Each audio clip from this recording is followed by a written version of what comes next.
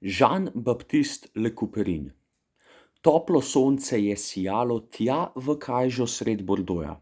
Ko z našitke armade kroja se je sence osnovalo. Stara žena odpro vrata, kjer pozdravtajo studno, nič umetno, nič uljudno, dva nasilna gardna brata. Francija gre v vojno letno, pita ženska nepokretno. Prišla sva po vašga sina, Jean-Baptista Couperina. Mati jokali so v sili, ko so sina ji vozili, tja prek gore preko polja, tja do ruskega obzorja.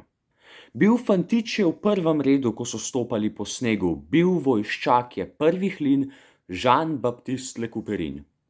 Pa so iskali si opremo skozi hudo rusko temo. Kaj ko Rusi so milniše žgati polja, ceste, hiše. Na mati svojo misli sin, ko pride z vojsko v Borodin, pazi bombnih tisemin, Jean-Baptiste Le Couperin. Strah pojil je hladne trate, mož je videl mrtve brate. Prej kot bi se bil zavedal, senco smrti je zagledal. Mraz je živel mu v kostnicah, jok nabral se je v solznicah, herc je fasal smrtni klin, Jean-Baptiste Le Couperin. Tak umrlo je še eno truplo, skoraj kot nobeno. Poleg Žana še ostali, ki so bitki srca dali. Vest prišla je v Bordeaux, kjer pa mati izvedo, da umrl je sin Jean-Baptiste Le Couperin.